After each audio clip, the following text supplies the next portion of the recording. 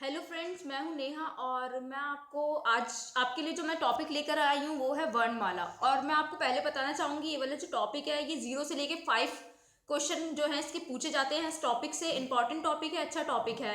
मेरे एक फ्रेंड ने बोला था कि मैम आप ये वर्णमाला वाला टॉपिक लीजिए, तो इसलिए मैं आज ये वर्णमाला का टॉपिक लेकर आई हूँ। और फ्रेंड्स, मैं आपको एक बात बोलना चाहती हूँ, आप डेली डेली लिख देते हैं मैम ये वाला टॉपिक ये वाला टॉपिक। आप परेशान मत होइए, मैं सारे टॉपिक आपके क्लियर कराऊंगी। और सच बताऊं आपको तो मैं आपके लिए स्पेशली डेली के नोट्स तैयार करती हूँ जो स्पेशली बीएड एंट्रेंस में पूछे गए हैं। सिर्फ उससे रिलेटेड आपको थ्योरी पढ़ाती हूँ और उससे ही रिलेटेड मतलब टॉपिक तो पूरा ही क्लियर कराती हूँ मैं आपको, और उससे रिलेटेड ही क्वेश्चन आपके लिए लेकर आती हूँ। तो फ्रेंड्स आइए, तो आज पढ़ते हैं हम वर्णमाला। वर्णमाला समझाने से पहले मैं आपको समझाना चाहूंगी वर्ण। तो भाषा की सबसे छोटी इकाई ध्वनि है, और ध्वनि को ही क्या कहा जाता है? वर्ण कहा जाता है, ठीक है।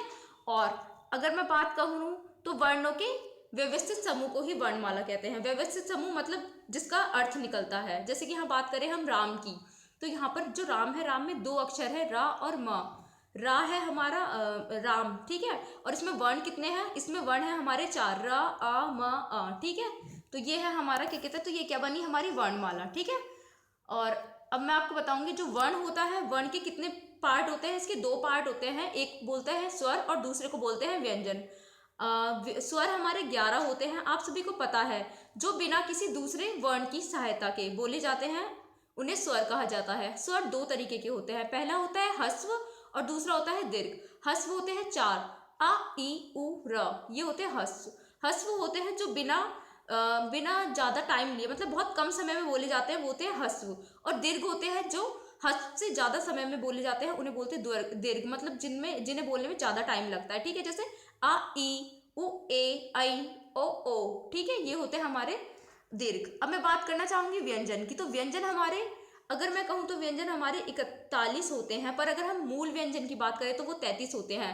कभी आपके पास क्वेश्चन आया कि मूल व्यंजन कितने होते हैं, तो याद रखिएगा आपको 41 नहीं लिखना है, आपको सिर्फ 33 लिखना है, क्योंकि मूल व्यंजन हमारे कितने होते हैं? सिर्फ 33 होते हैं, ठीक है फ्रेंड्स।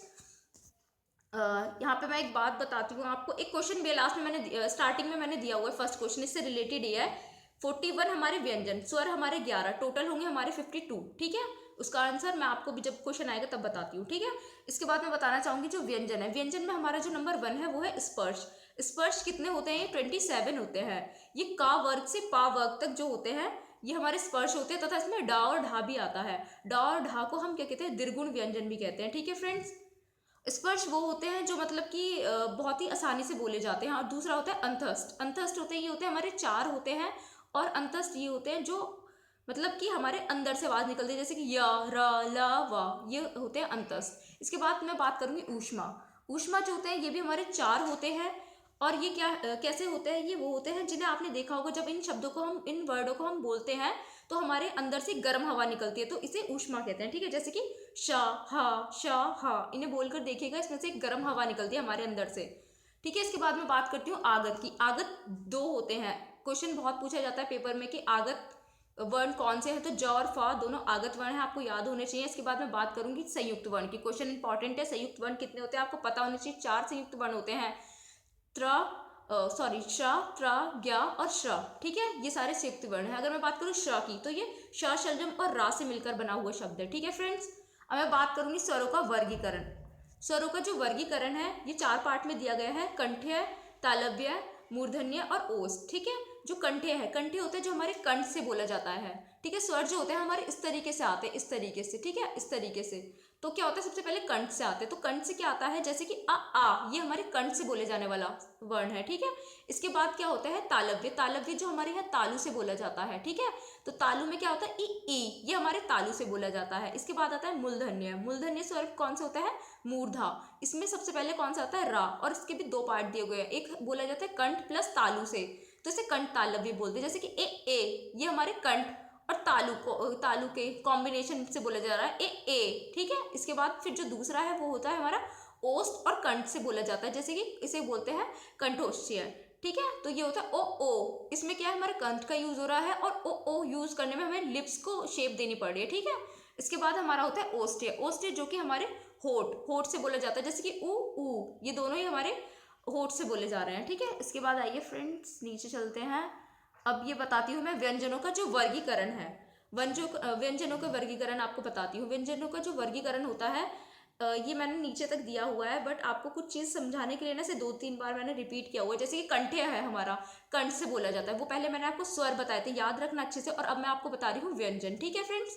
तो कंठ से, कंठ्य होते हैं जो कंठ से बोले जाते हैं, जैसे कि का, खा, गा, घा, डा, ये सारा हमारा कंठ से बोला गया है। तालव्य जो हमारे तालु से बोला जाता है, और तालु में ये हमारी सबसे पीछे वाली साइड की तालु जो है जीभ, वो तालु को टच करेगी सबसे पीछे की साइड से।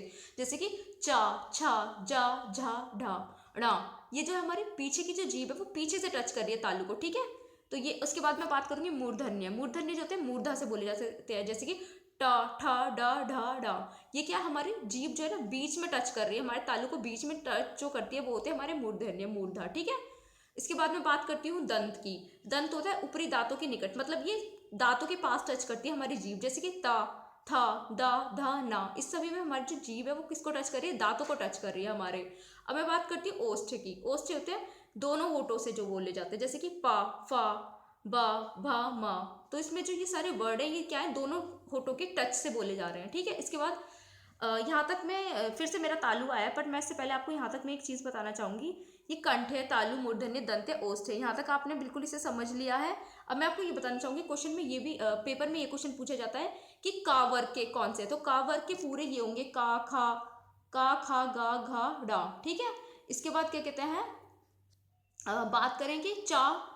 चा वर्ग के कौन से, तो आपको पता होना चाहिए, चा, छा, जा, झा, डा, ये है चा वर्ग के। इसके बाद अगर पूछ लिया जाए टा वर्ग के कौन से, तो टा, ठा, डा, डा, डा, ये है टा वर्ग के। और ये पूछ लिया जाए ता वर्ग के कौन से, ता, था, दा, धा, ना, ये है ता वर्ग के, ठीक है। इसके बाद आपसे पूछा जाए पा वर्ग के कौन से, तो पा, फा, बा, भा, मा, ये सारे कौन से हैं, पा वर्ग के। इसमें क्या कहते हैं, तालु में मैंने जो आपको ऊपर बताए हैं सारे, इसके बाद मैंने नीचे तालु में भी दिए हैं। ये दो तालु में तो है, पर लेकिन ये क्या कहते हैं हमारे चा वर्ग में नहीं आएंगे, इसलिए मैंने नीचे अलग से बताया कि तालु में ये दोनों भी आते हैं, कौन से, शा और या, ये भी कौन से, तालु में, क्योंकि इसे बोलने में भी तालु का जो पीछे वाला हिस्सा है हमारा, वो जीभ जो है वो तालु से टच हो रही है, शा, या, ठीक है। इसके बाद मैं बात करती हूँ वत्सर्य। वत्सर्य क्या होता है, इसमें हमारे दांत और मसूड़ा टच होता है, जैसे कि सा, रा, ला। तो इसमें जो हमारी जीभ है, पहले वो दंत को और फिर वो हमारे क्या कहते हैं मसूड़े को टच, मतलब हमारे दंत के पास मसूड़े को टच करती है वो, ठीक है। इसके बाद है दंतोष्ठ है। दंतोष्ठ है जो इसमें ऊपर के दांत, निचला होठ, जैसे कि वाह, इसमें क्या ऊपर का जो हमारा दांत होता है वो होठ को टच करता है, आप बोल के देखिए वाह, ठीक है। अब इसके बाद में बात करती हूँ मूर्धन्य की। मूर्धन्य मूर्धा, यहाँ मैंने आपको बताया था मूर्धा श, ठीक है, पर मैंने एक्सप्लेन किया है आपको, वो ये बस मैंने नीचे इसलिए दिया क्योंकि यहाँ ये मूर्धा तो है, पर लेकिन क्या कहते हैं ये टा वर्ग में नहीं आएगा, टा वर्ग में शा नहीं आता है, टा वर्ग में टा, ठा, डा, डा, ढा आता है, सिर्फ इसलिए मैंने इसे ऊपर एक्सप्लेन किया। इसके बाद नीचे आपको बता दिया है मूर्धा में इसके साथ एक और आता है, कौन सा, शा। इसके बाद मैं बताती हूँ स्वर यंत्रीय। स्वर यंत्रीय मतलब जो स्वर होता है ये कौन सा होता है, इसमें क्या होता है, हमारा स्वर यंत्र होता है, जैसे कि हा जो है हमारा बाहर नहीं आ रहा है, अंदर ही बोलकर रह गया है इसमें स्वर हमारा। इसके बाद होता है उत्क्षिप्त। उत्क्षिप्त होता है जीभ का जो ऊपर, जीभ जो है हमें ऊपर उठाकर झटके से नीचे आना, जैसे कि ढा, एकदम से ऊपर गई हमारी जीभ और नीचे आई, फिर बोला ढा, इसमें ऊपर गई झटके से और फिर नीचे आई। आप बोल के देखिएगा, आपको पता चलेगा। इसके बाद बहुत थ्योरी तो बहुत सारी थी, पर मैंने क्या है महत्वपूर्ण तथ्य करके इसमें सबको एक एक पॉइंट में कर दिया है। इसके बाद आपको एक्सप्लेनेशन दे देती हूँ मैं अब आपको, ठीक है फ्रेंड। ये है आगत स्वर, इसे तो आप अच्छे से याद कर लीजिए, मैंने आपको पहले बताया था पीछे। आगत व्यंजन, आगत व्यंजन दो होते, ज और झा, जा और फा, सॉरी, आगत व्यंजन दो होते हैं, जा और फा, ठीक है। और ये आगत स्वर से केवल एक है, इसे बोलते हैं अ पे बिंदु आ रहा है ये, ठीक है। और इसके बाद मैं बात करूँ तो यहाँ पे मैं आपको ये भी बताऊंगी संयुक्त व्यंजन कौन सा है, शा, त्रा, ज्ञा, र। इसमें श्रा, श्रा, इसका नीचे मैंने एग्जाम्पल भी दे दिया, शा और प्लस रा, ठीक है, श्रा, श्रमिक जैसे कि होता है हमारा। अब मैं बात करूंगी अग्रस्वर। अग्रस्वर वो होते हैं जिसमें हमारी जीभ आगे वाले उसको तालु को टच करके, मतलब यहाँ वाले तालु को टच करके बोली जाती है, ठीक है। तो जैसे कि ई, ए, तो ये कौन से होते हैं, हमारे अग्रस्वर होते हैं, याद कर लीजिएगा। मैंने सारे वन लाइनर में इसलिए दे दिया ताकि आप इसे अच्छे से मतलब रट लें, कुछ भी कर लीजिए आप, बहुत इसके बाद तो आपसे पूछा नहीं जाना है, पर लेकिन बीएड एंट्रेंस के लिए आप अच्छे से इसे रट लीजिए। इसके बाद है मध्य स्वर। मध्य स्वर होता है जो जिसमें हमारी जो जीभ है वो बीच में ही रहती है, जैसे कि आ में क्या है, हमारी जीभ मध्य में ही रही है। इसके बाद कौन सा, हमारा पश्च स्वर। पश्च स्वर होता है जिसमें हमारी जीभ पीछे टच करते हैं, जैसे कि सॉरी, आ, उ, ओ, इसमें क्या है, इसमें क्या है, हमारी जीभ पीछे ही रह रही है, तो यह है पाश्च स्वर। इसके बाद है संवृत स्वर। संवृत स्वर क्या होता है, इसमें ई ऊ ये होता है, इसमें क्या होता है, हमारे जो स्वर होता है अंदर से ही निकलता है, ठीक है, तो इसे बोलते हैं हम संवृत स्वर, ई ऊ, ठीक है।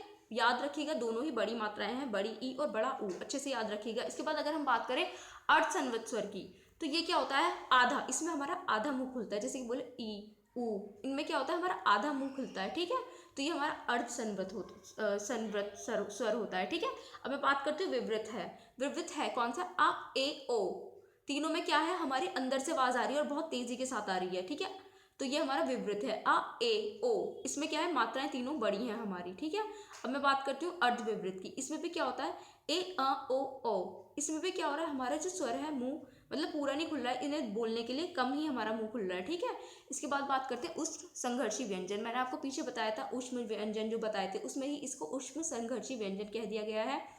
सा, शा, छा, हा, ये सभी कैसे हैं, जिन्हें बोलने में हमारे अंदर से हवा, एक गर्म हवा जो है बहुत आती है बाहर की साइड, एक बाहर की साइड हमारी गर्म हवा की वो होती है, उत्पत्ति होती है इसका उच्चारण करने में, तो इन्हें क्या बोलते हैं, उष्म संघर्षी व्यंजन। अच्छे से याद कर लीजिएगा, क्वेश्चन पेपर में यही पूछ लिया जाता है कि ये कौन सा व्यंजन है, श, सा, श, ह, ठीक है।